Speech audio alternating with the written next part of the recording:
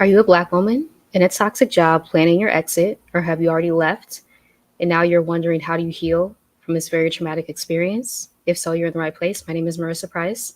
I'm a Black woman social worker, healer, and writer, sharing my authentic lived experience to help us heal collectively and provide a safe space for us to process what we went through.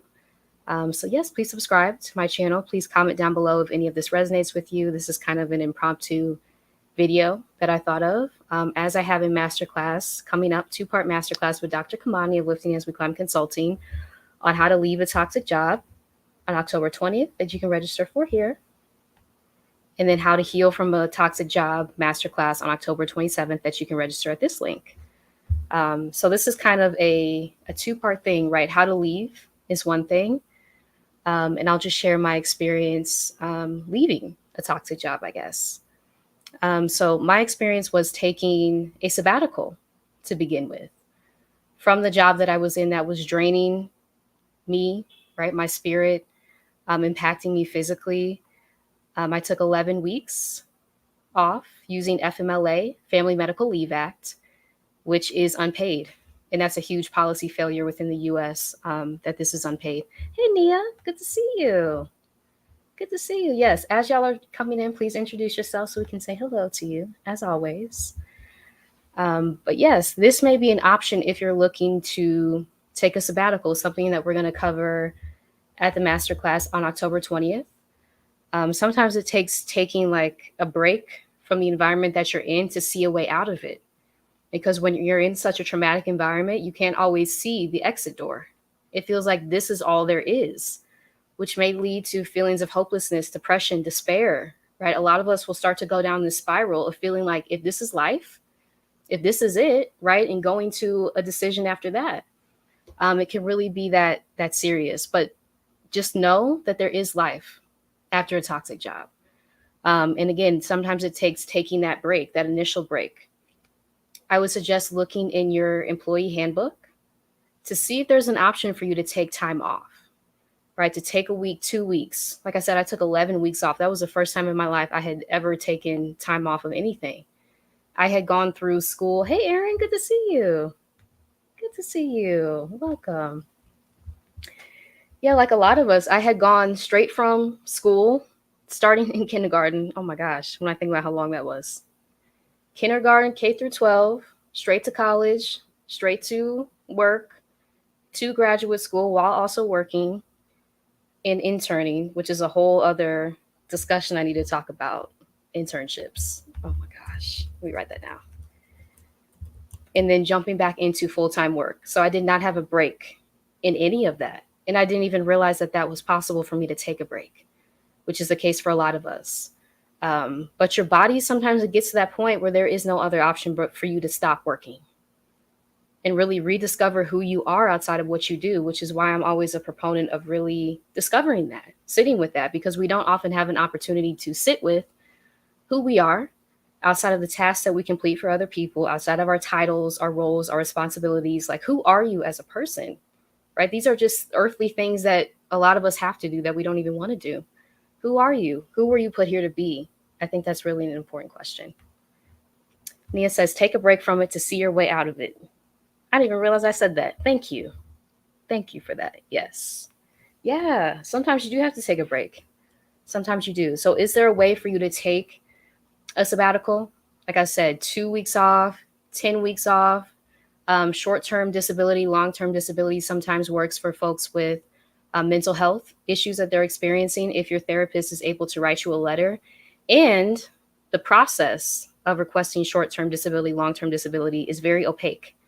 And it varies from organization to organization, which I found out the hard way. A lot of us have to have lawyers already going into the process of requesting something like that. And that's not the case for everyone, but that's like a piece of advice that I received after my claim was denied. I went through all the processes that they laid out, getting verification from my therapist, right, to submit, and then to have that letter, receive that letter after recounting everything that I had been through, that my claim was denied and I wouldn't be paid for that time off that I had. That was devastating. And so to be prepared that that may happen, right, to not be caught off guard and to have a strategy going in. I think is so important. If you do need that time, that initial time off, to even see what life is like outside of this very toxic, traumatic environment that you've likely given a lot of yourself to, and to be able to start to rebuild your identity, which is one of the things I'm going to talk about today. How do you rebuild who you are? A lot of us, this is all we've known, is to work, is to tie our identities to what we do, our titles, our roles. And so once you're outside of that environment, it's kind of like an identity crisis for a lot of us. Who are you really? What things do you like to do? Right? Who do you like to be around? What activities do you enjoy? So these are all questions that may come up when you begin to plan your exit and then leave from a toxic job. Yes. Mia says, burnout needs to be extensively researched. Yeah, that's a really good point. Yeah. And so many of us are just at the point of burnout, right? It's a crisis. As we see the systems that we live in become even more, feels like they're clamping down in a lot of ways. I don't know if anyone else feels like that, but it does feel like that. And so how is this making us feel? How is this impacting our mental health when we are, it feels like forced often, although we have free will, it feels like we're forced within the systems that we live in to continue working past our point of exhaustion and the ramifications that we're experiencing. Those are not small, because our bodies will respond when we push them past the point of exhaustion, yet we live within systems that tell us that we have to do this to survive. And that's why it's paramount to continue to advocate, right, for different systems. Got some thoughts on that? Yeah. Corey B says, oh my OMG, I just left my toxic job about a month and a half ago. Congratulating you. Celebrating you. That's major. That's major. Congratulations. Yeah. And that's not easy sometimes too. Again, when you have, I'll speak for myself, tied your identity to this so closely, to this, the concept of a dream job. That was so, I was all up in that. I had to divorce myself from that. No, there is no such thing as a dream job. There's not within these systems. Yeah. Yeah, celebrating you. You're welcome. Hey, Mara, it's good to see you. Please feel free to update us. What's going on with you? Yes. Corey says, no, I've been traumatized. I'll be taking the masterclass. Yeah. We're going to talk about that, like the trauma. The first thing I have written down, life after a toxic job, grief. Grief has been huge, and something that a lot of us may not even realize is grief, right? Why are we grieving something that was so horrible? That was so like detrimental to our well-being? Why would we grieve that? Because we have attached our identities often, and we know that our brains do not necessarily like change all the time. We've become accustomed to the environment that we're in. And so having to leave that environment, again, put on a whole new identity, rediscover who you are, there's grief in understanding that something was not what you expected it to be. And having to sit with that truth can be really heavy, right? This is not what I signed up for. This is not what I came into it to do. I didn't come in to be mistreated, talked down to, talked over, having my credentials questioned. That's not what I signed up for. I signed up for something much bigger. And a lot of us are put into, it feels like I think Stephanie Perry may have said this before, like a purpose trap, right? Especially as Black women. We're going like full steam ahead towards something, an issue that we see is glaring within the communities that we live in, the spaces that we're in dedicating our lives and our careers to addressing these issues. But we're within institutions that do not want our opinions. And so having to sit with the grief of that, right? How do you continue to advocate for the things that you see as being a problem outside of this space that was incredibly toxic, that intentionally kicked you out of it because you were raising legitimate concerns? That doesn't mean that you stop advocating for the issues. You just do it in a different way. in a sitting with that. Yeah. Okay, Mara. Yes, 2 months in counting, leaving for Asia soon, getting prepared. Celebrating you, celebrating you. And yes, that's amazing. That's amazing. That's one of the things, life after a toxic job, leaving the US, moving to a different country, relocating to Mexico has been part of the healing process. And if y'all follow me on Substack, I'm thinking about writing something on the healing power of, let's see if I can say this word, anonymity. When no one knows you in a place and you're able to develop a new identity after just having survived a very traumatic experience, that can be really healing.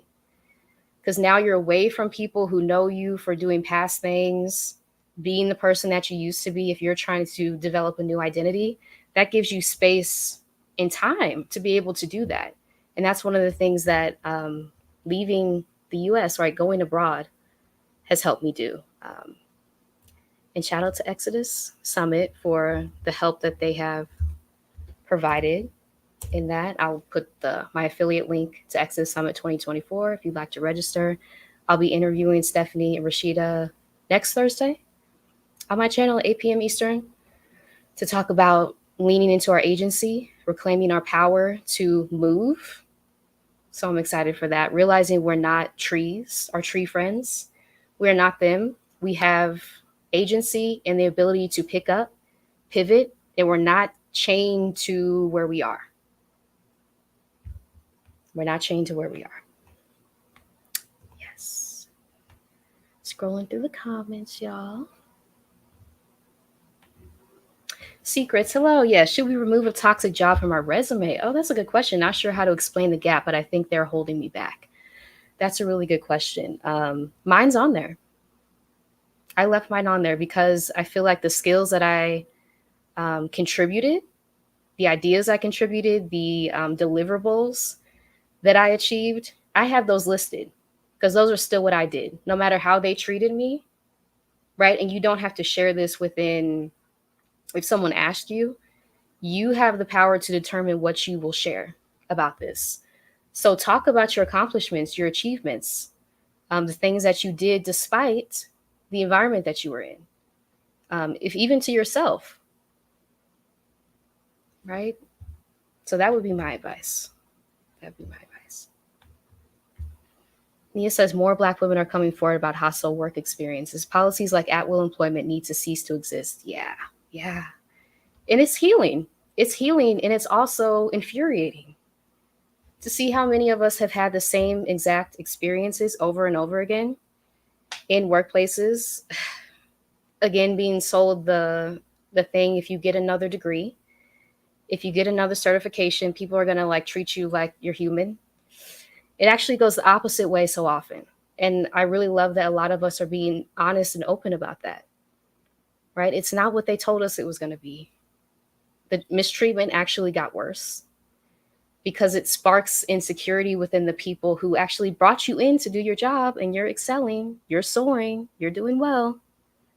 And that can also be extremely confusing, especially for those of us who are recovering overachievers, always striving to get A's, right? The best, like the gold star, and you're doing everything within your power and you're still being subjected to mistreatment. That's extremely confusing. And so to leave space for those, anything that may pop up around that, right? And just continuing to validate yourself, listening to other Black women share their stories so that you see that you're not alone. There's actually a pattern of mistreatment that is occurring in workplaces, and Black women are being subjected to it over and over again. And it's tired. It's tired. Yeah. Aaron says, I honestly felt like my mind was slipping. Yes, before I left my job. And now that I'm resting, it feels like I'm rebalancing. Thank you for sharing that with us. Yeah, I felt the same way. I felt the same way. Y'all, after my sabbatical, after I had taken 11 weeks off, I went back. Would not recommend. If you take anything from this video, would not recommend going back to a toxic job after a sabbatical if you can get around it. I know that's not always the case for everyone. But But once you've had that time away to see that it's not you, and then you go back into the environment and the mistreatment gets even worse, that's when the physical symptoms for me started to like get severe.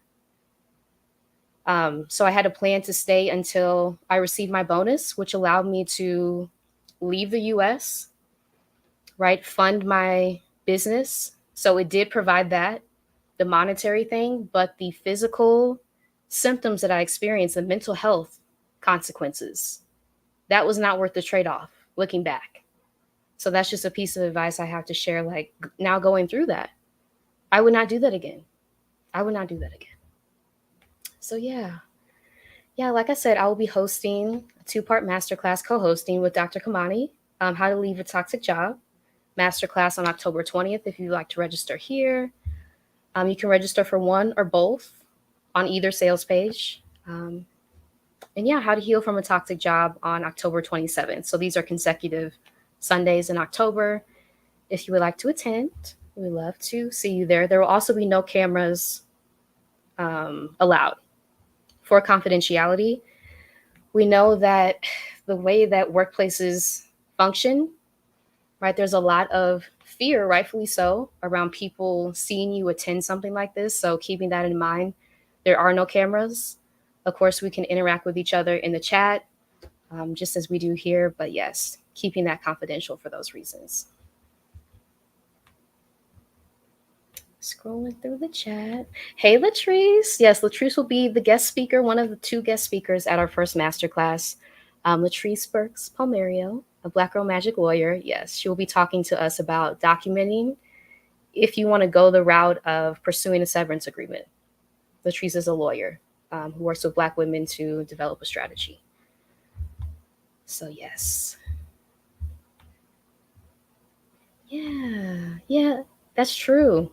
And I'll be speaking about this on Thursday at 8 p.m. Eastern, the cost of access.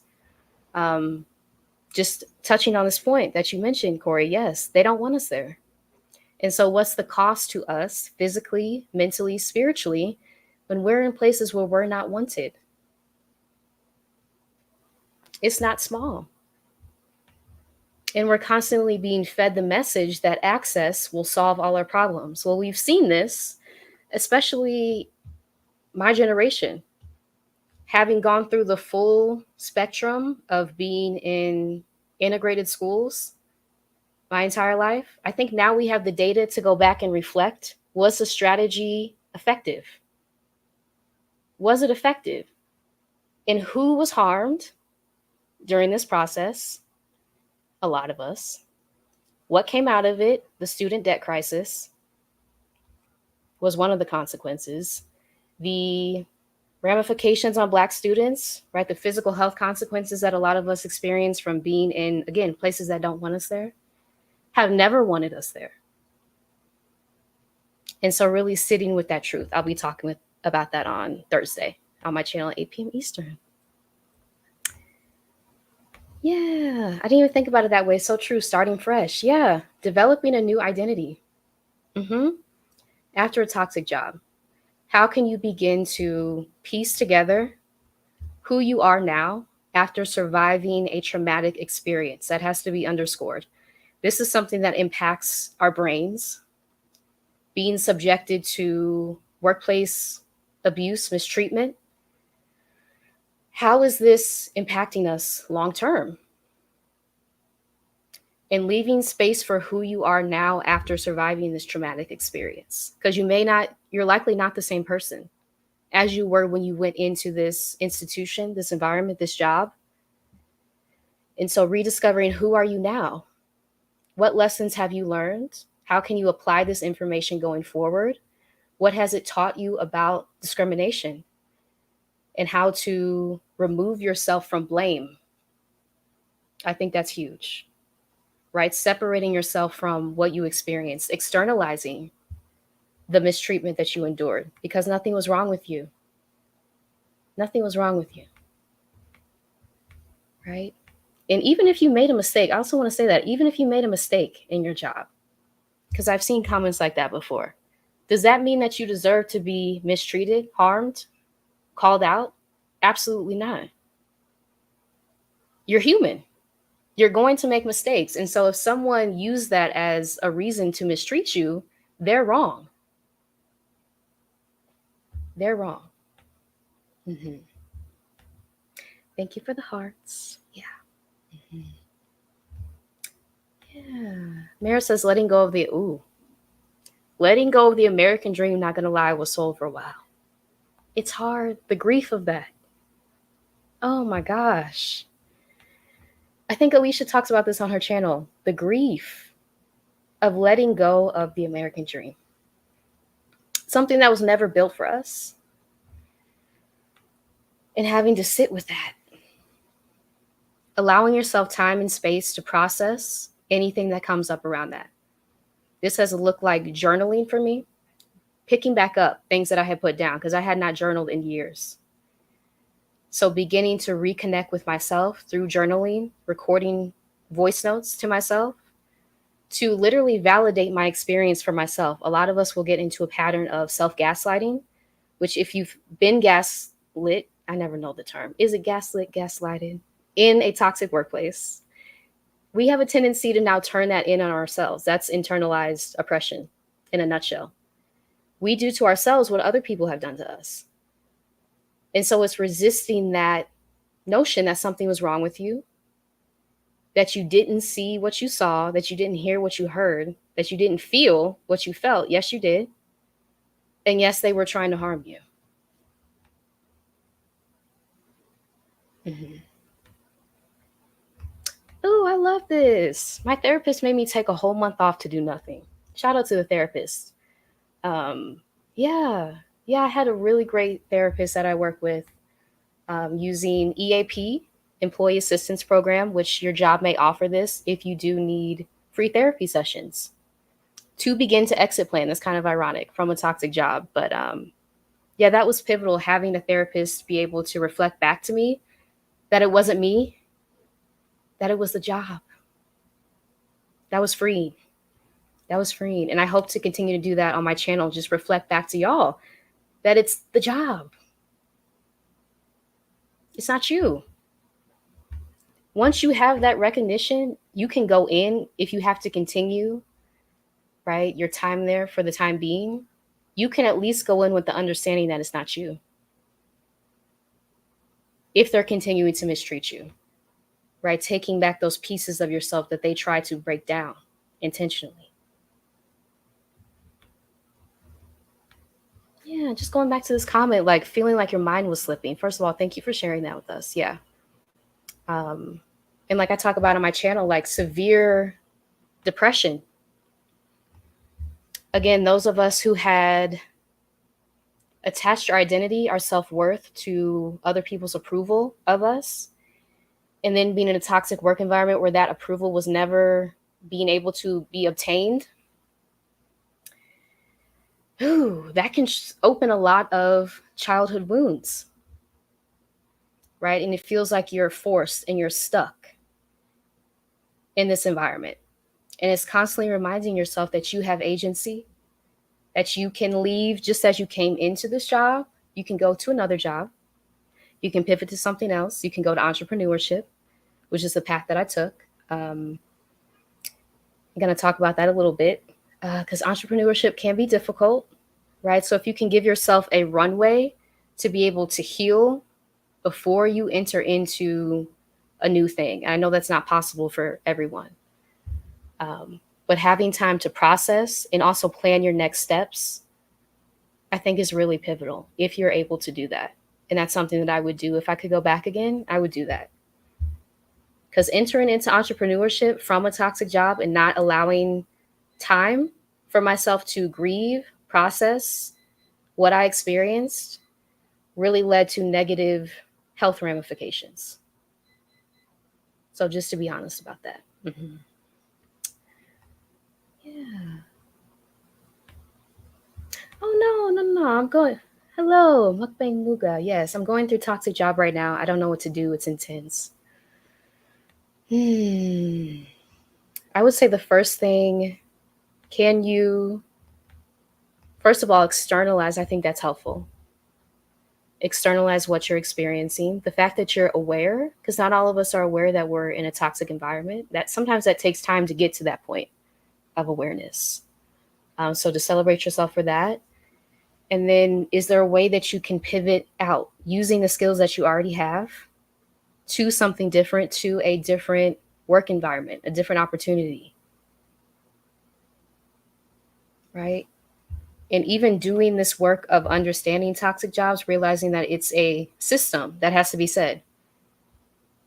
It's a product of a toxic system. And so just in my experience, having entered into another toxic contract role, after I exited a toxic job, started entrepreneurship, the period between when I recognized it was toxic and when I left was so much shorter. I think it was 2 weeks. When I recognized the signs, I'm like, I'm out of here. I'm out of here. Having that trust that whatever I'm meant to be doing is not going to cause me harm. It's not going to cause me harm. So, yeah. Hoping that you can exit soon, sooner rather than later. Mm-hmm. Nia says it causes, yes, it does. Yeah, it causes cognitive dissonance. There's a pattern of mistreatment that Black women are constantly being subjected to in the workplace. Workplace trauma is real. It is. That's a really good point. Yeah. And a lot of us will dissociate day to day, which I've talked about on my channel before, which is like feeling like you're floating above your body sometimes to get through day to day. When you're in survival mode, you're not always aware of deeper things that are happening around you because you're just like, I just got to get through this day and the next day and the next day. And it's consciously bringing yourself out of that pattern, understanding that you're in that pattern, bringing your awareness to that. And then finding the parts, the points of agency that exists within that. Is there a way that you can pivot? Is there a way, if you have to stay there, that you can block out some of these things? Is there a way that you can take a sabbatical? Because points of agency exist in a lot of places we don't even necessarily recognize. Can you write this out? I need to exit this job. Please reveal to me the places where my agency exists so that I can pivot out of it, take time off, do something different. I think that's important too. Yeah. Cognitive dissonance is real.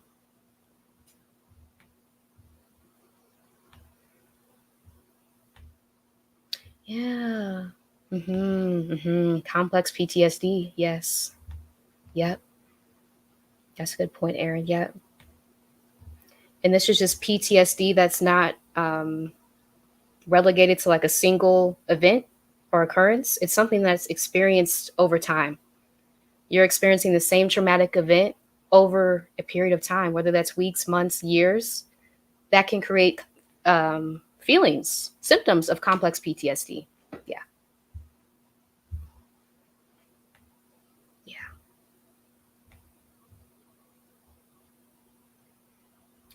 Yeah.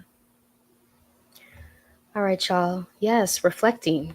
Life after a toxic job, reflecting on what you've been through, realizing, again, that it's not your fault, externalizing any blame that you may be experiencing. Some of us will feel like, why didn't I recognize this when I came in? Because you didn't sign up for this. You didn't sign up to be harmed, mistreated in this workplace. So literally separating yourself from that.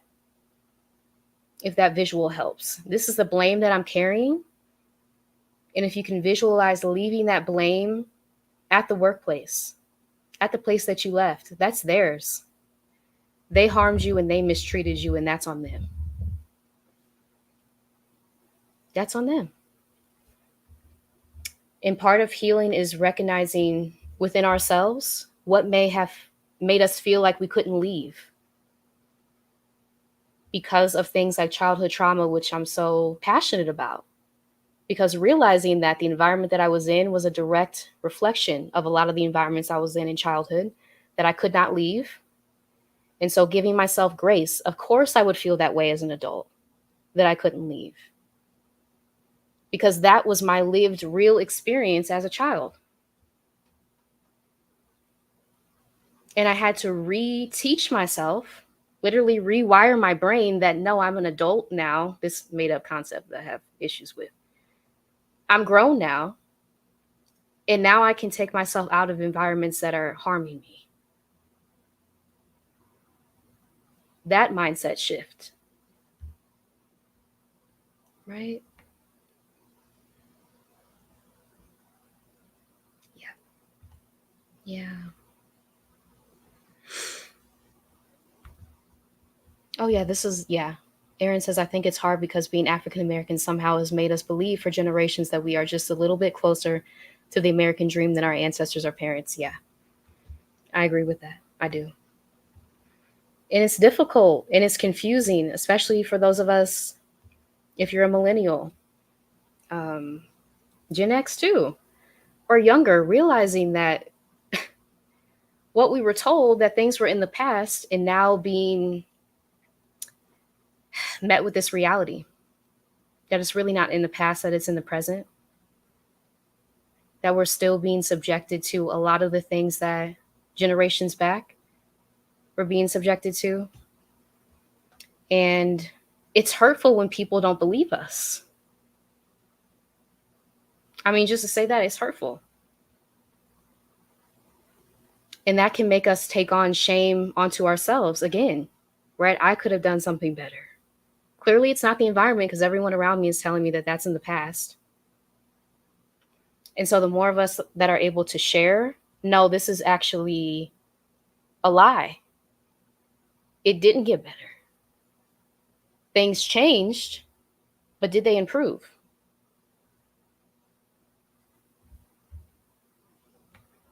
That's what I'm going to be talking about on Thursday, 8 p.m. Eastern. What's the cost of access? I think it's important to be able to reflect. Now that we have data, after going through something like desegregation of schools, what's the data show us? What do our lived experiences show us? Did it improve? Was the strategy successful? I think that's important to question. Corey says, my therapist wants me to write a letter to the director of my old organization. Every time I try, the trauma returns. I'm working on it slowly. I can only imagine that. Just reading that was like, whew, I don't know if I could do that. So I'm commending you because that takes a lot of courage to be able to revisit what you experienced like that. And I could see how that could be really healing to write that and like tear it up, burn it, right? Because that was, I could see how that could be healing. Yeah. Thank you for sharing that with us.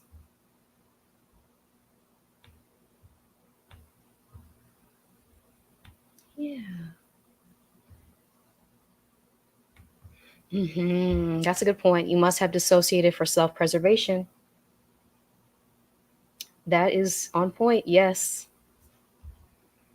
Yeah. How many of us have felt like we've left our bodies in very traumatic environments where we're not allowed to be ourselves? Again, I think I talked about this in Why You Criticize Yourself. A lot of us are in environments where we're not allowed to be our authentic selves. And so we've taken on a different identity that's nowhere near who we are, truly and authentically, but we've done it to survive. It's a survival mechanism. And so dissociating from our true identity, that leaves us as a shell of ourselves. But it's also necessary for self-preservation within oppressive systems. So it's holding both of those at the same time. And I think for me, recognizing, being able to have an awareness that I'm putting this on to survive this environment right now. Having that awareness when I go into certain spaces. This is not who I am at all. Just to be real with yourself. I put this on every day so that I can survive and so that I can bring in income under the system of capitalism to survive, to pay rent, all these things that I have to do. But I want to leave that. there. And also recognizing that that's not something that we should ever have to do. Hmm. Yeah, thank you for that. Yeah. I'm an Xer and it's true for us too. Thank you for that. Yeah. Yeah. Yeah, I think it's an important conversation to have. Um, when we think about, I think someone left a comment on my video, Being a Black Girl in White Schools, about people like Ruby Bridges, right? Black children who were sent into really harmful, traumatic environments to accomplish this mission. Reflecting back, now that we have the experience, we have what people have been through, was that worth it? That's a really tough question that I do not have the answer to. But seeing how many of us have been traumatized, have had our spirits broken, attempted to be broken, have experienced anxiety, depression, sometimes suicidal ideation being in these environments. That's a question that must be asked, and it's a difficult one. It is. Oh, thank you for sharing that. Yeah, I'm being treated for an ulcer and my sleep is still awful. The health ramifications are not a game. Yeah, I'm afraid to even look for work because of what I went through. But money. But money. Whoo. Yes, thank you for sharing that. Thank you. Yeah, I felt that last part. It's true. It's true. And just like the courage that it takes to share the physical things that you're going through. Thank you. Um, and yeah, to share for myself, like the sleep disturbances were huge. I could not sleep. When you are in an environment that is harming your spirit on such a level, you're being asked to do things that are not in alignment with your values, which is again why it's important to know what your values are. No one told me that. No one told me to have a list of values in front of you so to guide your life. It was all about survival, right? The health consequences from doing things that do not align with your values, are not in alignment with your identity. Our bodies respond to that through things like loss of sleep, loss of appetite. For me, these are all things that I experienced. Um, Dissociation, feeling, going down the spiral, right? Every time I would log on and having to write myself notes like, you can get through this. Affirmations are huge. In my book, Cocoon is really like the affirmations I wrote to myself during that time that were downloaded to me, right? To get through this very traumatic experience. But we do not come out of it unscathed. We're changed. We are changed by the trauma that we experience within these institutions. And so, is it worth it? Yeah. Hey, hey, Alicia. Good to see you. Good to see you. Yes, Nia says, I wish helping professionals would acknowledge pervasive, systematic inequalities that make BIPOC susceptible to certain illnesses and our conditions. Yeah, that would be helpful. And I have all the criticism for the mental health field. It's like we're not acknowledging the systems that we're living in every day that are causing a lot of the mental health conditions that we're encountering. Anxiety, depression. That's important because we're not just individuals with an individual case that shows up. Under Western medicine, we're all treated as like just individual players in this game. It's like, no, we're living within systems of oppression that are causing a lot of the conditions that we're experiencing. And that helps to begin to externalize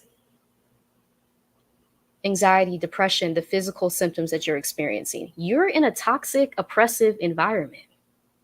Of course, your body is responding this way. It's not something that's lacking within you. It's not something that you need to do different.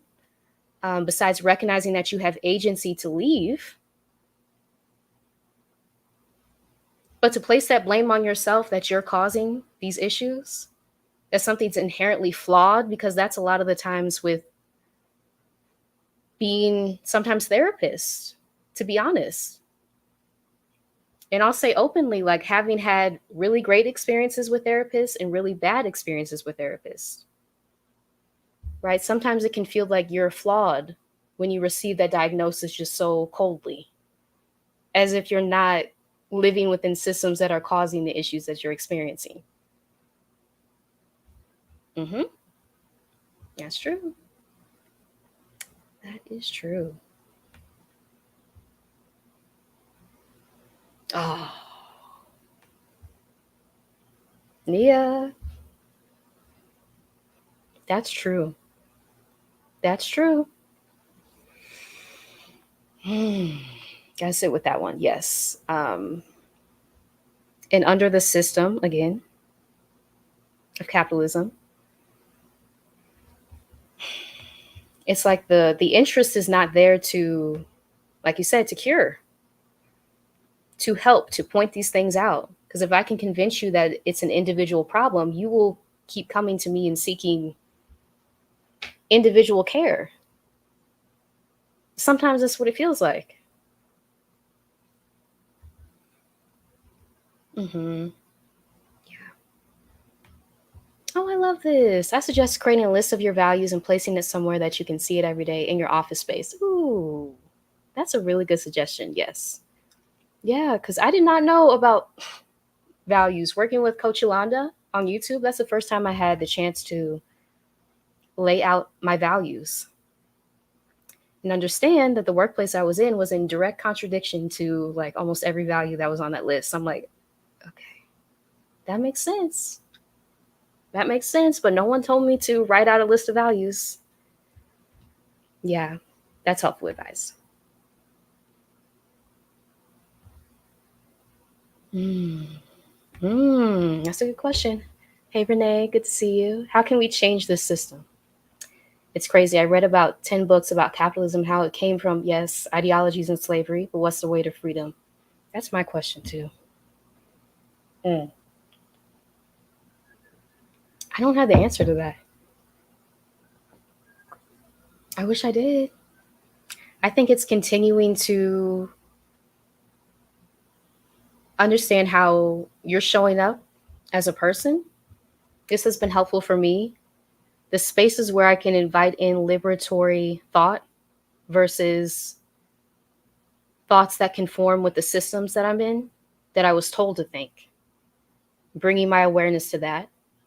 Why am I thinking this? Why am I feeling this way? Why do I feel like I can't leave? Why do I feel like I don't have agency? That I have to overwork myself? Bringing my conscious awareness to that. Well, this has been programmed into me over decades. And how, as a person who is only in control of myself, how can I like substitute those thoughts in for ones that are actually me and that are actually liberatory in nature versus conforming to the systems that I did not agree to uphold? That was not part of the journey from coming to Earth, right? Agreeing to uphold oppressive systems. No. Recognizing that I have internalized a lot of the oppression that I have experienced and bringing my awareness to that and how I'm interacting with other people. I think that's a way to freedom too. Any way that you can bring your awareness to what you're doing, how you're showing up, substituting thoughts in, ones that are more aligned with a liberatory way of being, and tapping into your agency at every turn. I think that's important on the road to freedom. Oh, yes, welcome, M. Gatlin. Hi, everyone. Here's to healing. I love it. I love it. Yeah. I love this space, y'all. So thank y'all always for being here, contributing, teaching, educating, because this is like a shared experience. I never want this to feel like I'm up on a podium saying all these things because I'm still very much learning myself and just sharing my knowledge. Yeah. Baby girl, hey. Good to see you. So glad I can catch you live. Yes. So glad you're here. You're welcome, Latrice. Yes, Latrice will be one of our guest speakers at the upcoming masterclass. Y'all know how much self-promotion is a chore for me, but here we go. How to Leave a Toxic Job Masterclass on October 20th. It's a two-part. Latrice will be one of the guest speakers at the first one, along with Patrice Lindo of the Career Nomad, who just did an interview with Dr. Kamani last night on her channel. And then part two, how to heal from a toxic job. If you're in the process of understanding the trauma that you experienced, having to rebuild your identity after a toxic job experience, this is the second part of the masterclass. If you're already out, how do you begin to put the pieces back together? Yes.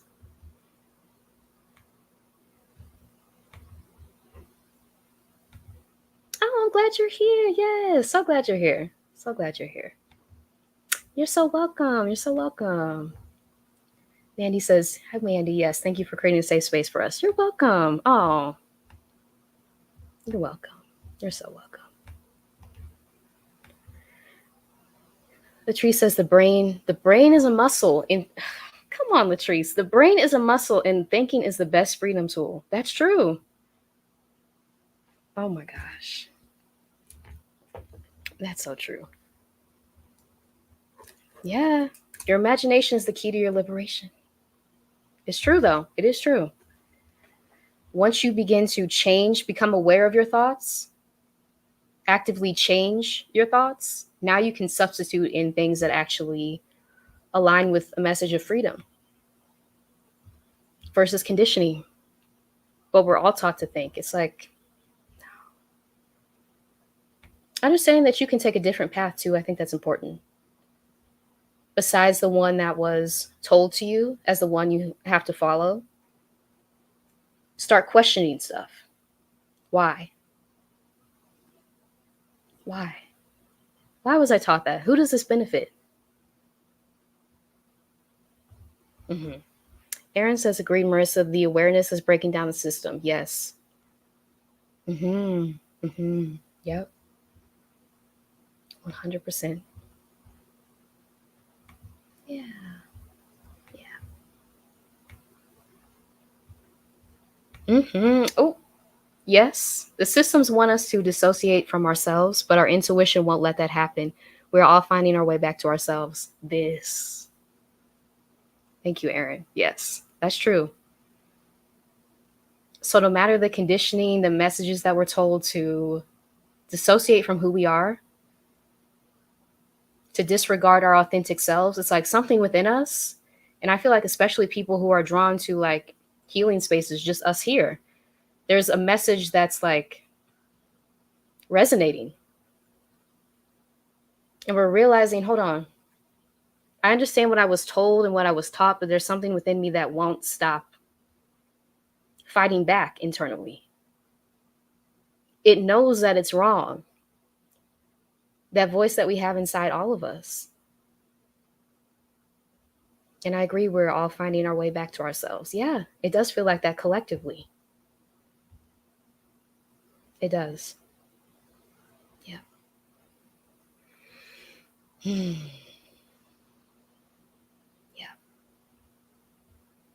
Yeah, Mandy says, I agree. My mom, Boomer, told me to keep my head down and work my job. Mm-hmm. I tried this, however, I saw and heard things that were truly disgusting and disheartening in nursing. I'm sorry. Yeah. Yeah. Yeah. And the advice given to us from past generations, it doesn't align with our experiences, our lived experiences. And there's not a lot of space often for the truth. Like, no, it's not easier.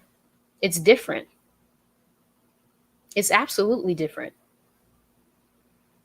But just hearing our stories of trauma, of mistreatment, of the things that we're enduring that's literally breaking our psyches down. This harkens back to the plantation system. And so that lets me know that the things that we thought were better or improved, I don't think that's the case. What do our experiences over time show us, prove to us, demonstrate that the things that we thought were in the past that we were told, again, it's questioning. I understand I was told this, but my experience is actually telling me that that's false. That's incorrect. And it's also viewing yourself as the authority based on your lived experience. Even if someone's trying to tell you that that's not your experience, gaslighting you, it's really tapping into, no, I know this to be true because I went through it. I have the physical ramifications of being in an institution where I'm subjected to harm and mistreatment, of going from pet to threat in the workplace, of being brought in for my talents, my skills, my abilities, of soaring, and that causing a reaction in someone who's deeply insecure.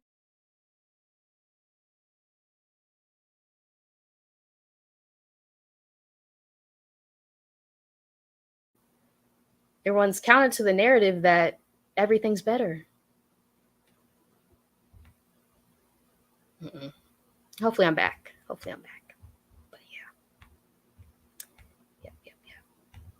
yeah. It's true. Your nervous system will tell you the truth. That's true. That's 100% true. It will.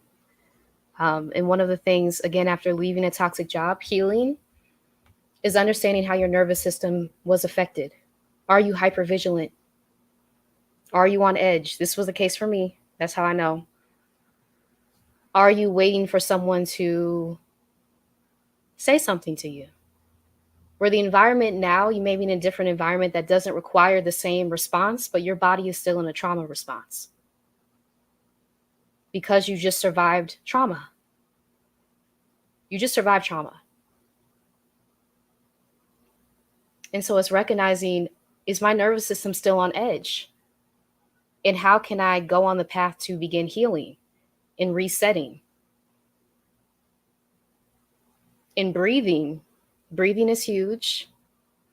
That was one of the first things to go. Still is. Like when I'm really stressed in a really toxic environment where I don't feel like I can be myself, I will hold my breath. That's what I learned to do. Again, K through 12, the trauma of that. Hold your breath to get through the day. But now you got headaches. Now you got migraines, like all these stuff that the physical consequences of the trauma response that our body goes into. And just bringing your awareness to that. That's been helpful for me in healing. Understanding, I'm in my trauma response. Giving yourself grace during that because you survived. Your body actually did what it needed to do in that time effectively because you're here and you survived. But how can you now come out of that response into your authentic self and allow yourself space to breathe? Whether it's just reminding yourself, I need to take 3 deep breaths when I realize I'm in my trauma response. When I realize I'm being hypervigilant, first of all, recognizing that the environments that we're in often require us to be hypervigilant because they're oppressive. That has to be said. But sitting with the fact that you're in control of you at all times. Taking back your breath. Breathing. And even repeating to yourself, which has been helpful for me, I'm not there anymore. Because we can become stuck mentally, even though we're gone physically from that environment, we can still feel like we're in that day after day after day.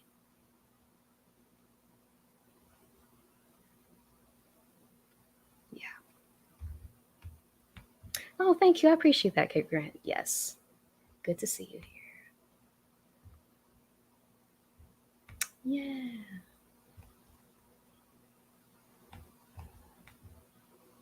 Yeah, we are going over this. Yes, at the masterclass. Yes, and welcome. Yes, I feel like I can't quit my job because I'm scared my skills can't transfer in this competitive job market. So I feel stuck in this job in this industry. Yeah. Yeah. Yeah. I feel that in I'll just say we are going to go over how to transfer your skills, how to first identify your skills, because the toxic job environment can make us feel like we don't have any skills anymore. I know that I have forgotten every job that I had, all the degrees that I got, striving for a dean's list. Oh my gosh, that's another video. Ooh, yeah, striving for the high GPA and getting into this toxic job environment and it feeling like I didn't do anything. And I'm starting over at square one. But if you begin to make an inventory of the jobs that you've had, this does something else as well in recovering from trauma, starting to piece your memory back together. Because again, when you're in survival mode, when you're dissociated from your environment, you're not able to process deep memories. And so you have to actively remind yourself, what have you done? What have you been through? What places have you worked? What degrees do you already have? And just listing those skills out for yourself so that you have them in front of you. If you need them every day to remind yourself, I'm skilled. Mm-hmm.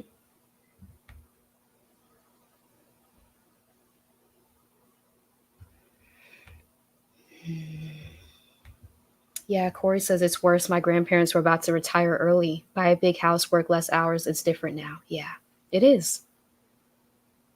It is. Yep. Yeah.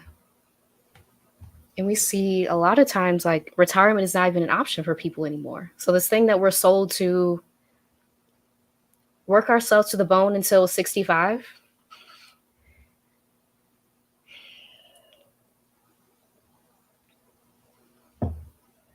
that's not even true. That's not even possible for a lot of us anymore.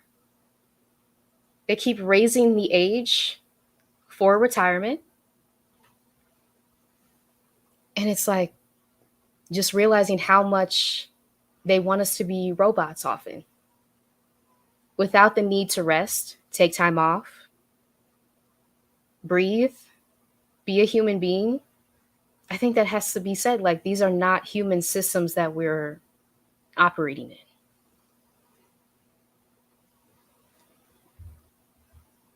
Yeah. And that's really sad. I sit with that a lot. Like, retirement is not even a thing for a lot of us anymore.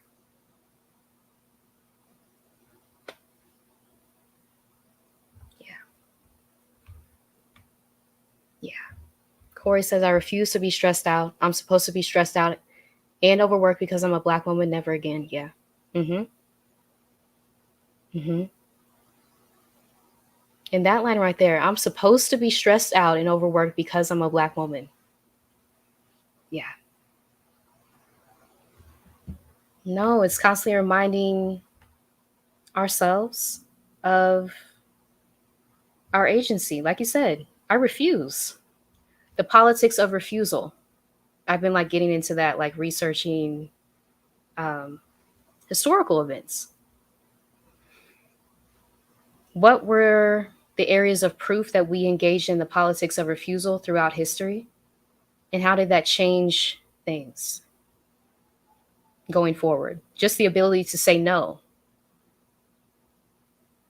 and the consequences of that. Because we can't talk about establishing boundaries, especially not as Black people who are the descendants of people who were enslaved. We can't talk about boundaries without understanding the context of what we're trying to establish boundaries in. Trying to say no, what has been the effect, the punishment for saying no throughout history? Even now, that has to be acknowledged. And that's where the mental health space has done a really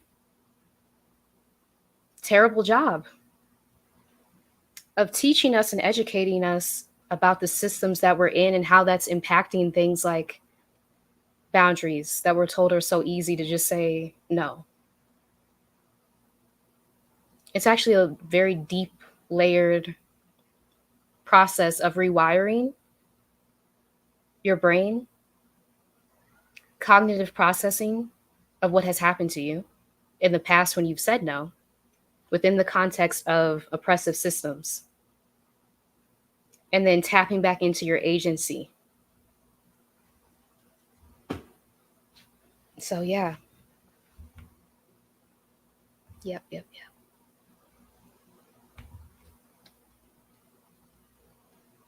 I don't dream of labor, I identify with freedom. I love that. Thank you, Nia. Yes. Hey, Lori, good to see you. Good to see you here. Always good to see you. Yeah, Nia says, I no longer tie my identity to the workplace. Healing. Me too. Yeah. And that has been a shift. Again, as a recovering overachiever, tying my identity, my worth to all these external things that are so fickle. It's like it can be here today and gone tomorrow. And it's like you're still here. So you have to root yourself in something really permanent.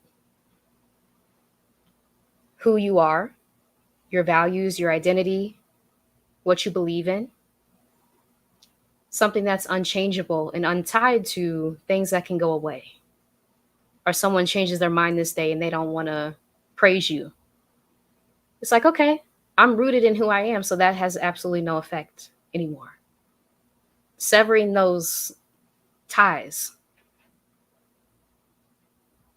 Like literally, if you have to say it out loud, you no longer have this power over me. Or write it in your journal. To validate who I am. To say if I'm worthy or not. I'm sorry, who are you? Who are you? I'm now taking that power back and rooting in myself so that it's permanent, it's fixed throughout my entire experience on earth. It's unshakable. Yeah.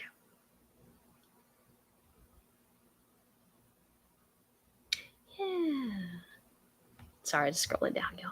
Hey, Giovanna. Good to see you. Yeah, Giovanna has wonderful meditations, breathing exercises on her channel. So please subscribe to Giovanna's channel. I just posted one on my community tab a couple days ago. So please check it out. Yes. Oh, thank you. Yes. Oh, did I miss something? I'm seeing congrats. Hold on.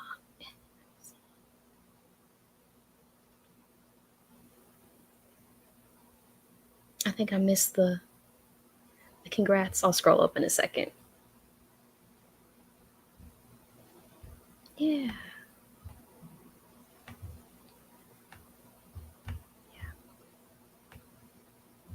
Well, congratulations, Corey. I can't find the thing now, but I'm going to scroll up and see if I can see it. Yeah. That's true. Hey, Eve. Yes, we give our energy to these companies and get nothing in return. So dysfunctional. Yeah. Yeah. And there's a lot of traps in the workplace for Black women, especially to take on extra labor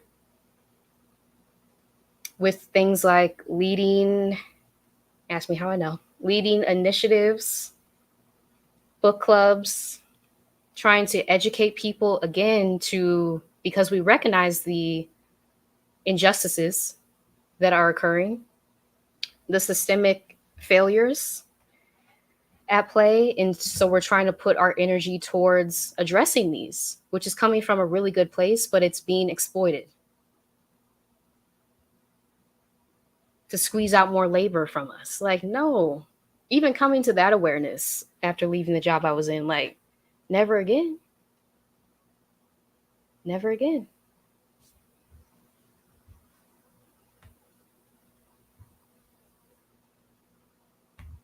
Yes. The politics of refusal. It's true. It's true. Throughout history. And that's why I think it's so important to go back and understand what we have collectively been through historically. We've seen the politics of refusal utilized literally to free ourselves from enslavement. That's the power of saying no collectively. and making it impossible for these systems to continue to persist. Again, starting within yourself, understanding the chains that maybe you have internally, and how can you begin to slowly disintegrate those over time so that you no longer are perpetuating the oppressive system. You've now liberated yourself internally, and that energy is powerful. As we've just seen here, like being in like YouTube spaces, the kinetic energy that is created when someone shares a story, like shares something that they've learned, and then it magnifies over space and time. So yeah, liberate yourself, and then that energy flows out. Oh, I just quit my toxic IT job and returned my laptop. Yes, I love that. Feels so good. Oh, celebrating you. Yeah. And that feeling when you can return the laptop, it's like keep everything. Right? Where's the return label? Cuz I'm over it. That's such a freeing feeling. Yeah. Thank you, Eve. Yeah. Mhm. Yeah.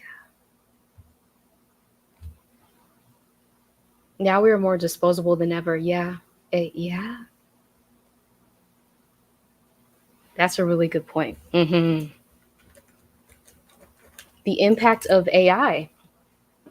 And again, being socialized as robots for a lot of us, we're seeing the proof of that in being replaced by robots.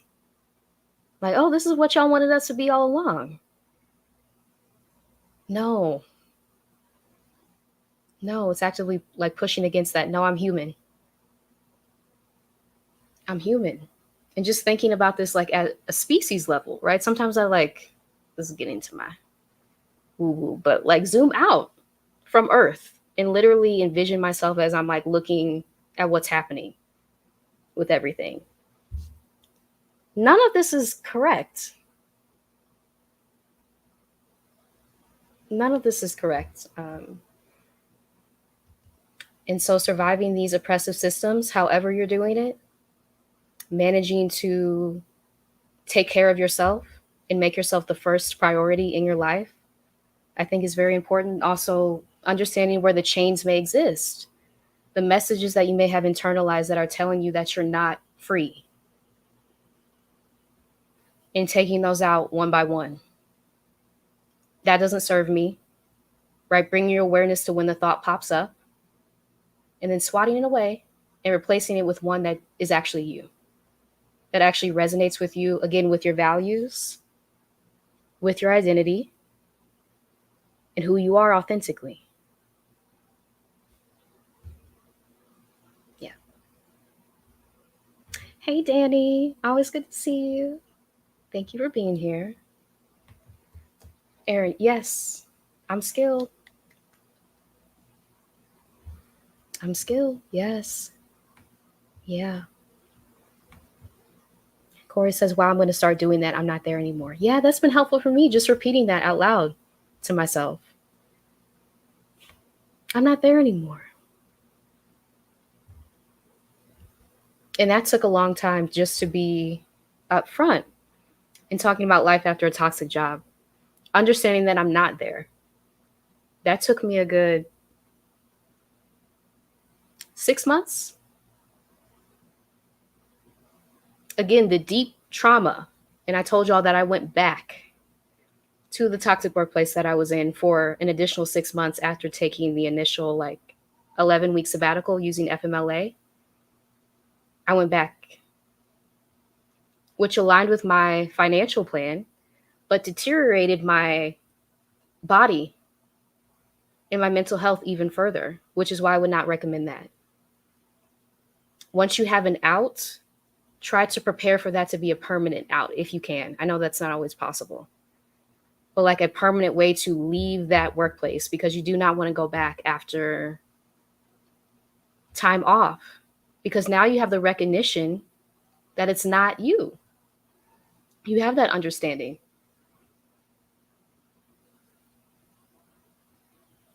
Because I've talked to so many Black women who have taken a sabbatical, right? And even that time you have to heal your body and brain, the realization starts to really like set on you that that environment was toxic. Because your body starts to heal, you start to get your memories back, your skills start coming back, your creativity starts coming back. And so to re-enter into a toxic environment may set you back even further, which was the case for me. So I have to be upfront about that. If you can make that a permanent way after that initial sabbatical to permanently exit that workplace. Within that time, that may look like exploring other career opportunities, pivoting to entrepreneurship, understanding that you have other options besides that workplace. There's billions of people on this planet. And that's one of the ways that oppression works, is try to convince us that this is the only thing that we'll ever do. It's not. Because all you have to do is look through your history, your personal history, all the places that you've been, the places that you've worked, the things that you've done, and you realize this is not the only thing, because I have proof within my own life story. Yeah.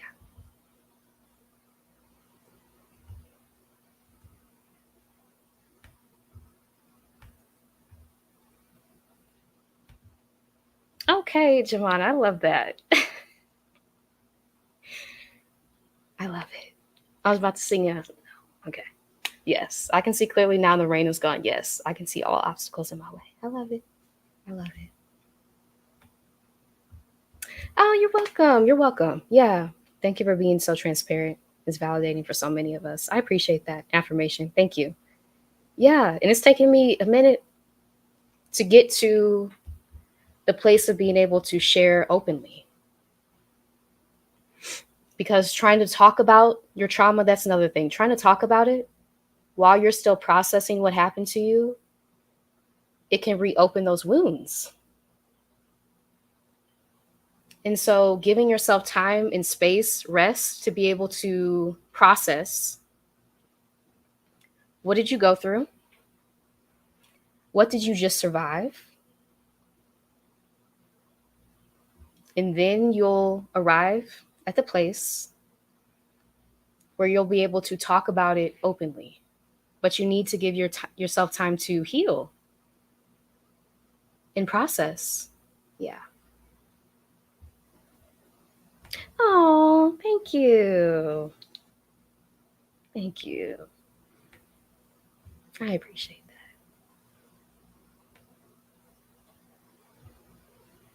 Yeah. That's important. That's important, which may require some sacrifices, but how much are we sacrificing? Stewing in toxicity. Okay, Grant, thank you for that question. Yes. Yep. How much are we sacrificing stewing in toxicity? That's a really powerful question. Yeah. Our bodies telling us, again, our bodies give us the signals. This is not the environment that you need to be in. But one of the ways oppression works too is to try to override our body signals. So we'll do it to ourselves. Your body is telling you through migraines, which is what I experienced, sleep deprivation, loss of appetite, signs of trauma in the environment that you're in. But you've been taught to override your body's natural signals, to stay within oppressive environments. This is serving someone. This is serving someone's interest, just not yours.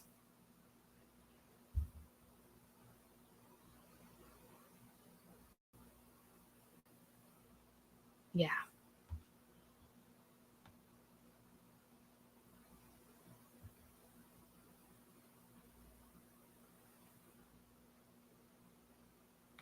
Benta, hello. Yes, this is what I'm struggling with after my time off. How do I stay out? I'm nervous I will fall back into the pattern of fear and go back to the toxic nonprofit world. I can resonate with this. I can resonate. Thank you for sharing this with us. And I think just having the recognition of what you're entering into is powerful. Even if you do go back, which is something I'm debating at the moment. Having the tools now to be able to identify, and I've already entered into a toxic contract role after the initial full-time role I left. Having to be truthful and honest with myself about the signs that I was seeing, and having the radical acceptance and honesty that this will not improve.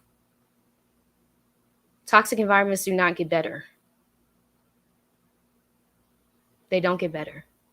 Having that radical acceptance sometimes is hard, especially when we've tied our degrees, our dreams, our hopes to this thing that we really wanted to work out. Really sitting with yourself. As soon as I recognize it's toxic, actually, the first day, I need to have an exit plan. I need to start documenting in case I have to pursue a severance agreement, which Latrice helps Black women do. I think that's powerful. As Coach Yolanda tells us, you have to be honest with yourself. What are you recognizing? How is your body responding? That tells you whether it's a toxic environment or not. And then realizing that you have the agency to pivot as you have demonstrated to yourself that you can do successfully before, you can do the same thing. And recognize that. I hope that was helpful.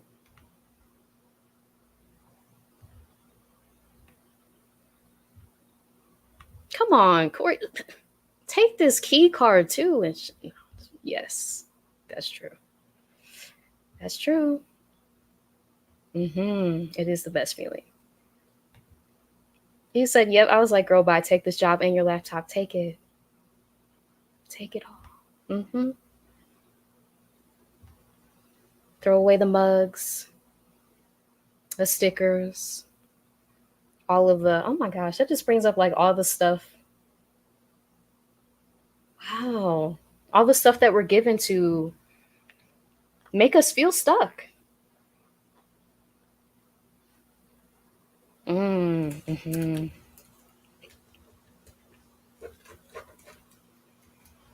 The sense of belonging that's fostered at a lot of organizations, institutions, workplaces that are harming us.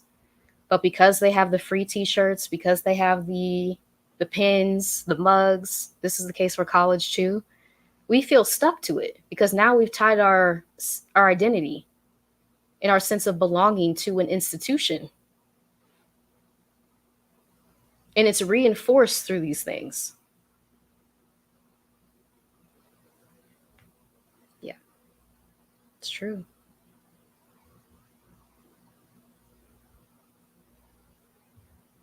Yes. I love that. When I learned to stop raising my hand to volunteer, watershed moment. Nope.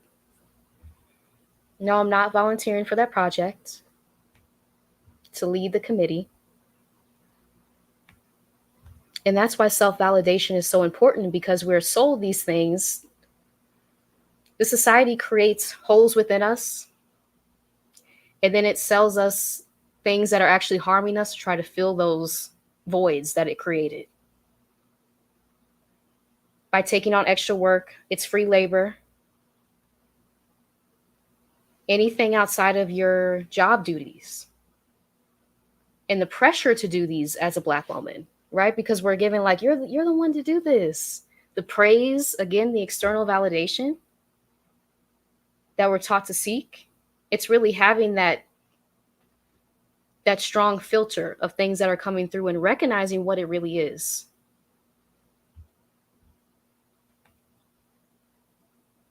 Mm-hmm. Oh yeah, you should. I want to share my sayings on apparel and other items. Please do. Please do. Yes. That's the apparel we need. We don't need none of this institution to make you feel even more tied to a place that's harming you, because now you have all the memorabilia. It's just creating these strings, these tethers to this place, and not allowing us to acknowledge the truth as well. Yeah. Yes, Latrice, uncompensated labor, yes, is a big one for us. Black women are America's favorite to exploit. 100%. Yeah, that's true. Yep. And so, like the volunteer opportunities, the lead a committee, lead an initiative, again, because we recognize the disparities that exist, even having served as a mentor in various roles throughout my career, recognizing that I needed a person to help me along the journey while also understanding that this is uncompensated labor. And also, what am I leading someone into? I've had to sit with that question, given the experiences that I've had. It's a very difficult position to be in. It really is. The Eagle's Nest 411. Thank you for tackling the issue of toxic jobs with truth. Oh, you're welcome. Thank you for being here. Thank you.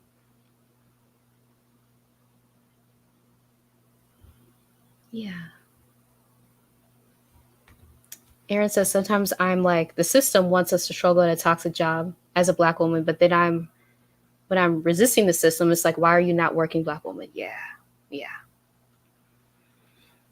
And that's real. That's real. And it's reclaiming your internal narrative. I think that's important. When those feelings start to pop up and recognizing, oh, that's what I was socialized to believe, but that's not really what I believe. Because I know that my body needs to rest. I know that's not my actual thought. We don't come here criticizing ourselves when we need to rest. That is a human need, like it's a need of survival. And so we're taught and we're socialized over time to criticize ourselves for basic human functions that we need to do, with the roots in enslavement, because we were not regarded as human beings. So it's changing your internal narrative that you're telling yourself. I think that's helpful too. I need to rest because I'm human.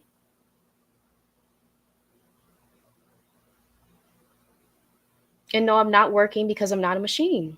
Shout out to Trisha Hersey of the Nap Ministry. Yeah. Changing your internal narrative. What are you telling yourself?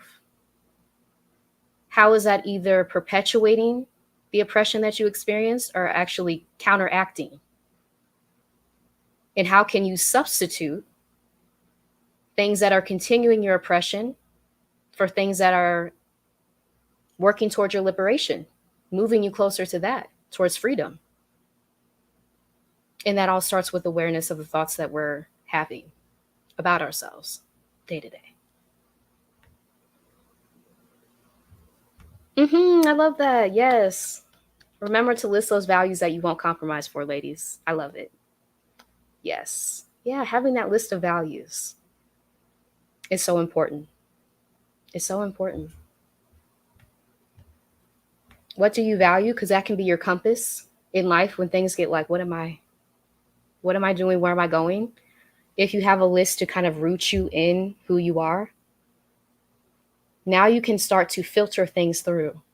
Okay, does this align with my values? It's coming towards me, because a lot of us are taught we have to accept just anything that comes our way. And so it's putting up a filter. Will I allow this through? Or do I want it to stop there? Because I don't like how that makes me feel. Mm-hmm.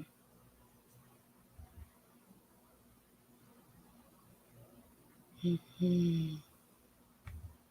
Nia says, when my body was completely relaxed after knowing that I would no longer be in a toxic work environment, that let me know how much trauma I've endured in such a short time. Yeah. Mm-hmm. And our bodies know.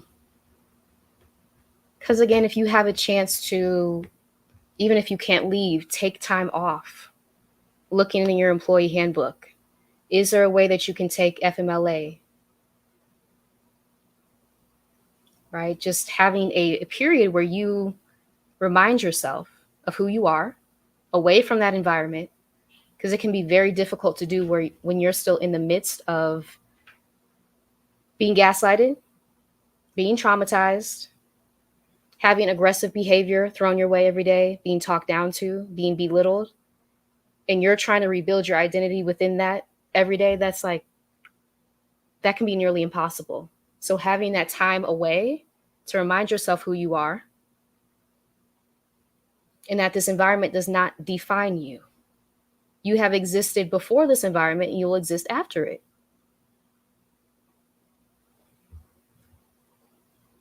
And that can be a really great step to healing, just allowing yourself that initial time away. Because sometimes we'll feel like we don't even know what to do if we're not there. How will you fill your time? And then slowly, as you begin your process of rest, I think it took about 2 weeks for me of like panicking inside. I'm not working. Who am I? What do I do? Your body starts to heal and you start to realize you're a person outside of your job. That there was a time on earth when you were on earth and you did not have a job. Childhood for a lot of us. And you were still here and you were still worthy. And you still had things to fill your time. And so your job does not define your identity.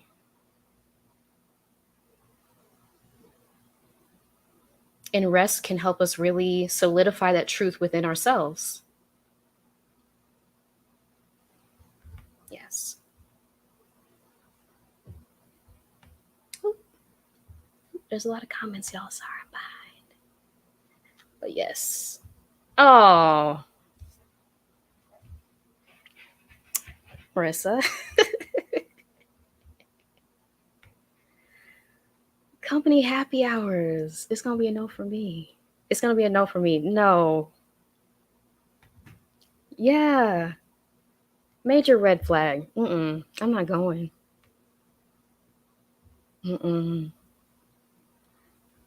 That's such a good point, Marissa. Yes. I love it. Yes, y'all. Thank y'all so much for commenting as well. Oh, that's a good point. Yeah, it's unfortunate when people who should be in your support system downplay your harmful work experiences. Yeah. And that can be deeply, deeply harmful and further traumatizing when you're sharing what you've been through, even to people who may not even like realize what workplaces function like. And you're sharing with them and they're telling you you're not experiencing what you're experiencing. And that's why it's important to validate yourself first and foremost through things like journaling, voice noting, and then coming into communities like this and other spaces on YouTube where Black women are sharing their authentic, lived, true experiences in the workplace so that we can see this as a pattern over time. This is a pattern of mistreatment that so many of us have experienced, and it's not just you. It's not just you. Oh, yes. Glad you're here too. Yes. Yes. You know, Dr. O, this is a great question that I don't have the answer to. I don't know. What should we be looking for? I know there are things like company culture, right? Talking over each other, even in the interview process, not having answers to questions that you're asking them. Those are some of the things. But I've come to just, I don't know if this is like a radical acceptance that like expect that every workplace I enter into will be somewhat toxic, and preparing myself for that and going in with a strategy. Because again, they can say all the answers that they want during the interview process because they're being on their best behavior. And then when you get into it, it can be a shock to the system too, even if they answered all your questions as you wanted them to. And so just going in with a strategy from day one that this 99%, I have the 1% of hope, but 99% this will likely be somewhat of a toxic experience. So how can I protect myself and my interest in going into this? Yeah.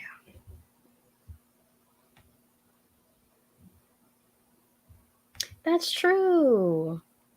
That's true. The mind and body are interconnected 100%.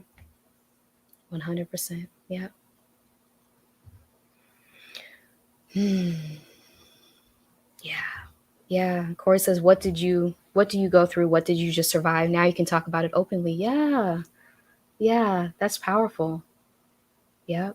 In whatever way that looks like for you, right? Writing a book about your experiences, starting a YouTube channel, journaling to yourself if you don't want to share it publicly. Um, but just telling yourself, what did you just survive? Even if no one else sees it, walking yourself through. And again, this may take time because it may bring up things that you didn't even realize were traumatizing. But when you get to the point when you feel ready, can you tell yourself your own story?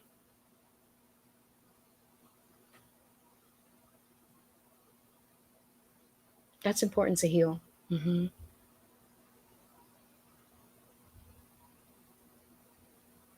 But yes, y'all, I think that was all my notes. Let me not say that. I wasn't all over the place. I was divinely aligned. But yes, I appreciate y'all being here. Again, I'll be hosting a 2-part workshop with Dr. Kamani, How to Leave a Toxic Job, October 20th. Let me put the links to that in the chat. And then also How to Heal from a Toxic Job on October 27th, if you have already left. Or if you're still there in preparing for how to heal after your exit date.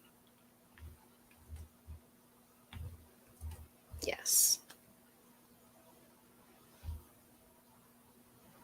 Yeah.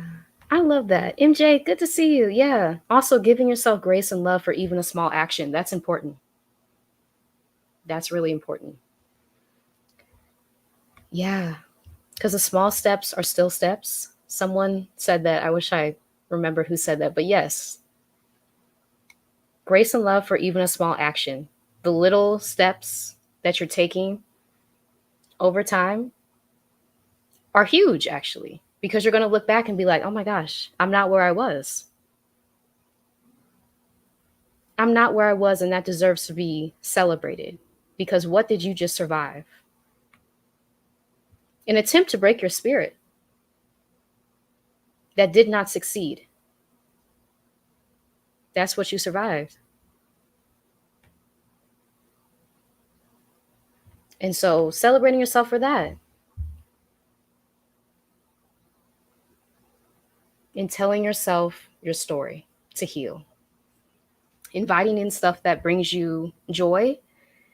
As your brain begins to heal from what you experienced, you'll find memories come back, skills come back that you forgot that you had. It's really like an amazing evolution.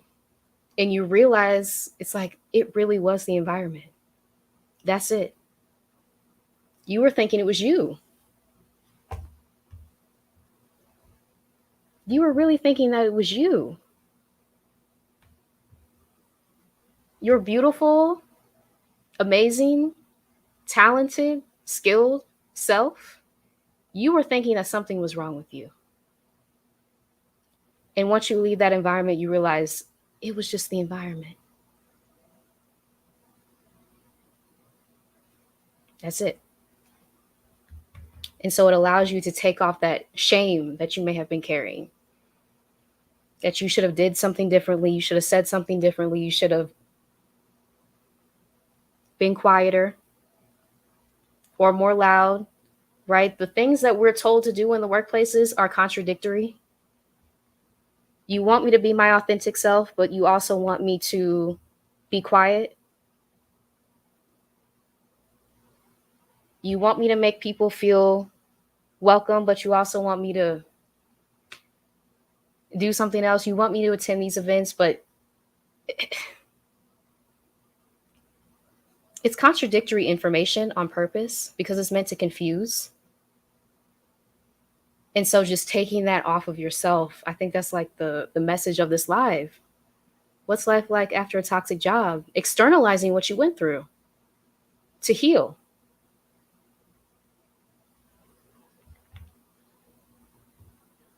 Yeah, it is contradicting. It is. The things that we're told to do. Speak up. Now you're taking up too much space.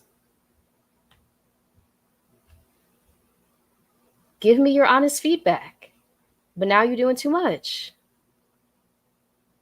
Now you're trying to have a position of authority. It's like, hold on, I thought. So the rules are ever changing. That's a tool of oppression too. The goalpost moves, the rules change. And so you don't even know what to adhere to, follow anymore. And you're trying to morph yourself into someone that they want you to be. Meanwhile, they're changing the rules every turn. And so having self validation as your main goal, having a permanent sense of self based on your values, on your identity, will help you in those environments where things are just like you're told to do one thing, do the other thing, go this way, go that way. That helps you like counteract some of those intentionally confusing messages that we receive.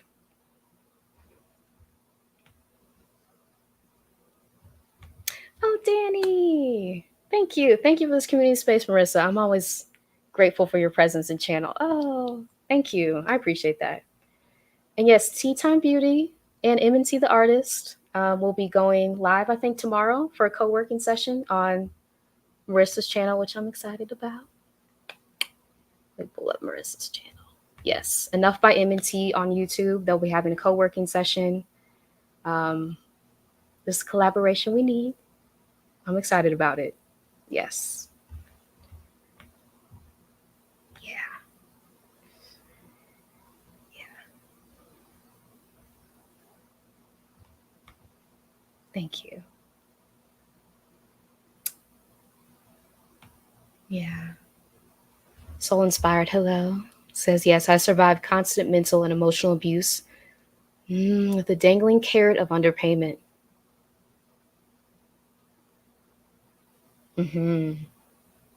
Thank you for sharing that. Yeah, I can resonate with that. Yeah, working essentially two roles. Again, not being told that I could say no to any of this. Something I've had to educate myself on this healing journey, that I can actually say no to requests that come through for me to do additional work. Right? You can say that, no, I need my job description updated to do this.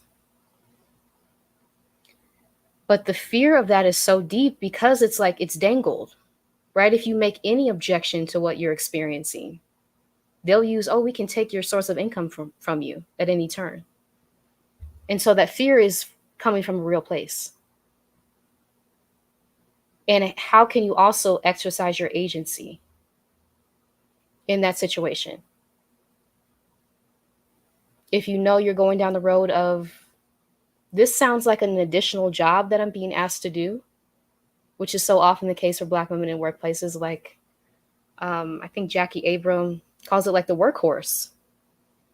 Oh, like just give that to her. She'll be able to do that. That's dehumanizing. And so to recognize your agency, if that does occur, now I know you can say, no, you need I need an updated job description before I take this on.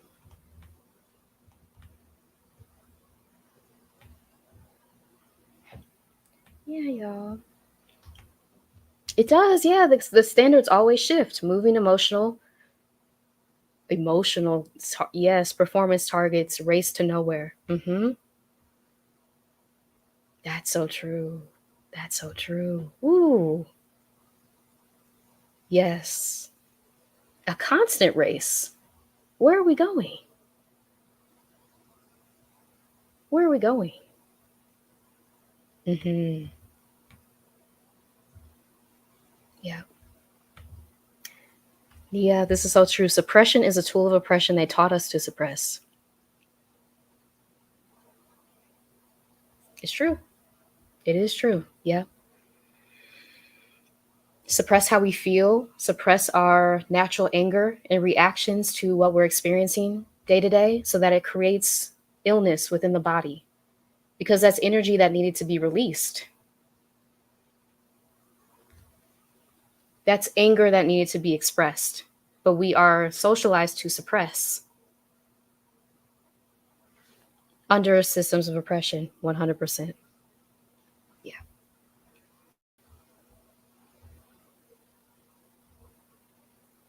Ooh, I love this. Thank y'all. What were the strengths and weaknesses of the last person in this position? Ooh, that's a good one. Because the mask may start to slip, right? The mask that they put on in the interview settings, like that may start to slip with this question. So I like that. Thank you. Yeah. Yeah. Nia says externalizing what you went through to heal. Mm-hmm. Yep. Removing the blame, any lingering blame that may be there about being in a toxic work environment. And again, this is something we're going to be talking about. Um, how to heal from a toxic job. Really externalizing that. Understanding the systems that you're in that created a toxic work environment. And also the deeper traumas that we have throughout childhood and adolescence that socialize us to believe that we have to stay in environments that are harming us, that we can't leave. And also the trauma we experienced from generation to generation that has also given us that same message that we must endure suffering and we can't leave.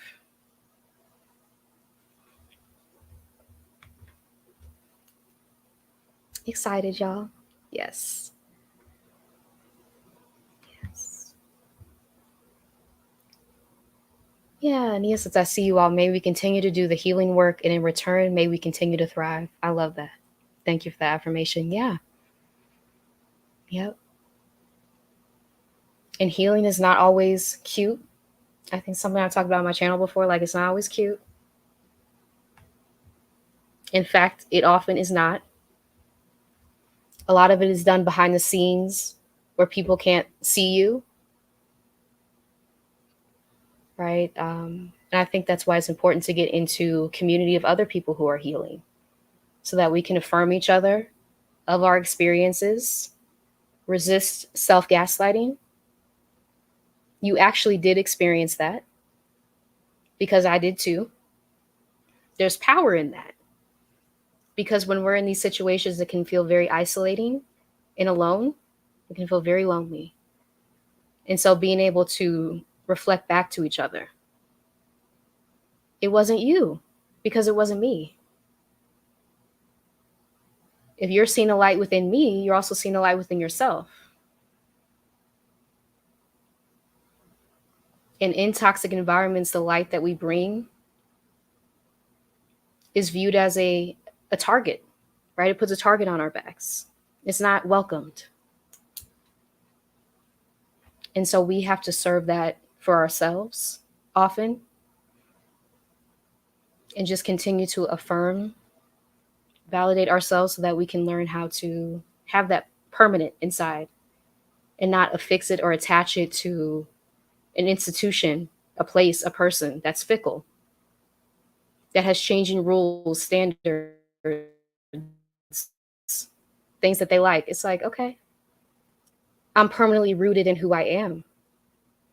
Part of healing after a toxic job, realizing the wounds that existed, which I talked about before, how the environment that I was in mirrored a lot of the environments I was in childhood. and giving myself grace. Right? Again, of course, I felt like I had to stay because I did have to stay at one point in many toxic environments, and eliminating any shame that may pop up that you could have left sooner. So many of us go through that, and that's normal too.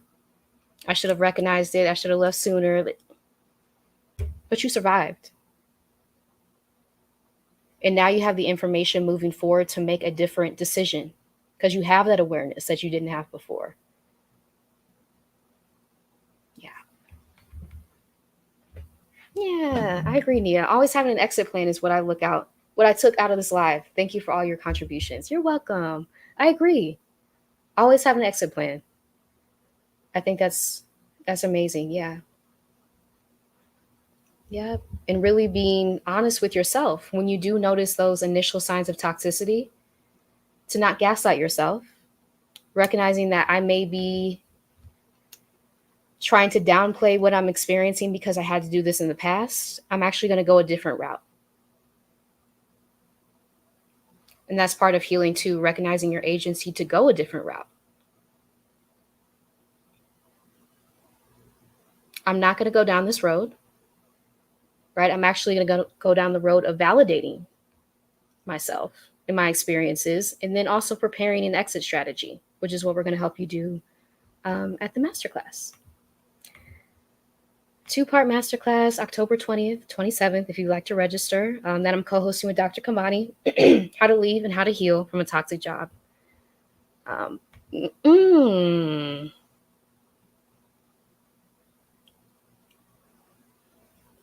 The truth in this. Corey, thank you. Yes, toxic environments hate light.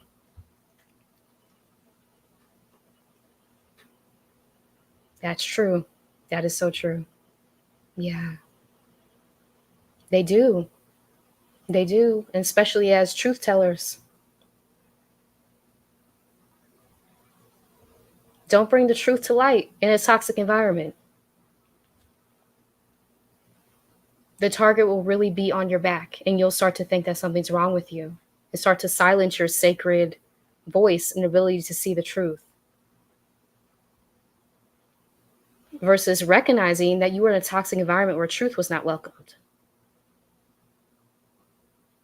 But that doesn't mean that you dim your own gift going forward. Because it's with you for a reason, to recognize things that other people cannot and to speak out about them. Yeah. Hey, Hope. Good to see you. Always good to see you. I have not read this book. I have not. But thank you for the recommendation. I'll go back through the chat after the live. I appreciate that. Yeah, y'all. Yeah. Yes, Danny, thank you. Yes, connect with others who respect you and your experience to build up that confidence to speak your truth in a space that has proven unsafe. Yeah. Yeah. Yeah. Because once you begin to release that truth that you've held that has been suppressed within you, it's freeing. That's another way to freedom, right? To liberate yourself. Slowly but surely over time, like start to recognize the truth first and then share it in environments that are safe to do so. Because again, sharing the truth in a toxic environment, an unsafe environment, can cause you to gaslight yourself even more. Because people are not there for the truth. They don't want to hear it. They want to perpetuate the lie. But you recognizing what's really happening in that play is a gift. Just to say that. Yeah. Oh, most of the chat disappeared. Oh no. Ooh, I'm sorry about that. Yes. I love it, y'all. But yes, it's almost been 2 hours. Oh my gosh. I thought this was going to be 20 minutes. But I appreciate y'all sharing your experiences again. I'll be going live Thursday at 8 p.m. Eastern to talk about the cost of access for Black women healing from the trauma of institutional racism. So yeah, that should be a really good discussion. I'm looking forward to that. If y'all have things that you'd like to share in the chat, please bring those experiences, lessons learned, anything like that. Soul Inspire says, I'm healing slowly. Yeah. And I'm doing all I can to stay out. Yes, toxic environments dislike the light. They do. And yeah, healing is a slow process, right? We're sold these things that it's like heal in a month, heal in 6 months, all these marketing strategies. It's like, no, it takes years. And every step of progress that you make along the way, commend yourself for. Because that's not easy.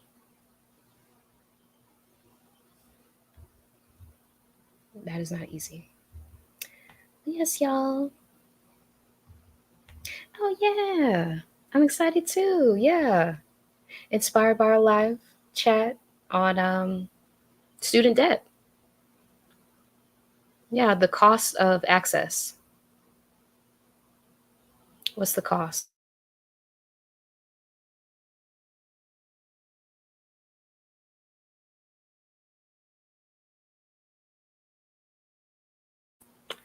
I've even participated in access initiatives. But what's the cost once you're in there? Once you're in there at a place that you had to fight to be, how is that taking a toll mentally, physically, psychologically, spiritually? Yeah. All right, y'all. You're welcome. You're welcome. I appreciate this live so much. Thank you and be blessed. You too. You too. Yeah. Still healing. 100%. 100%. Yeah.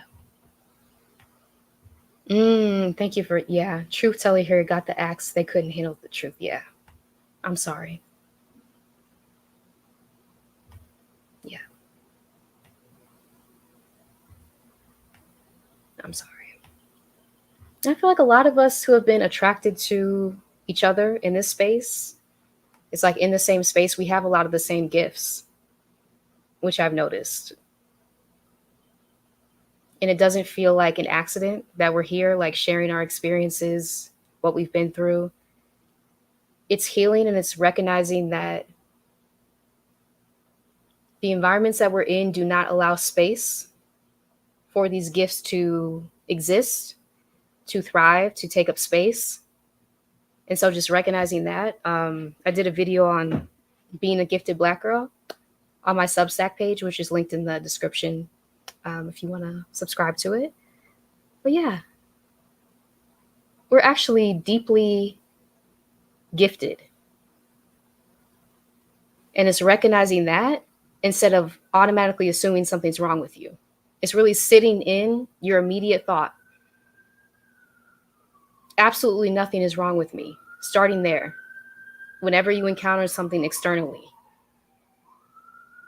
That way you can understand the environment that you're operating in. That has been helpful for me to heal after a toxic job as well.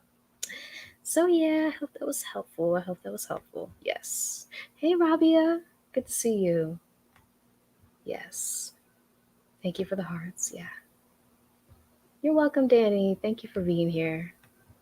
Yes. Beautiful minds in here. I agree. Yeah. Yeah. Yes. Yes. Yeah. ADHD, possible autism, still dope. Still dope. Yes. Yes. Absolutely. All right, y'all. Well, thank y'all for being here again. Yes, a lot of us are healers, deeply sensitive, and full of love and life. That's the perfect way to end this live today, y'all. If you are on a healing journey from a toxic job, reclaiming your gifts, recognizing that nothing is wrong with you, understanding that it was a toxic environment that you were in or still are in. Know that you're not alone.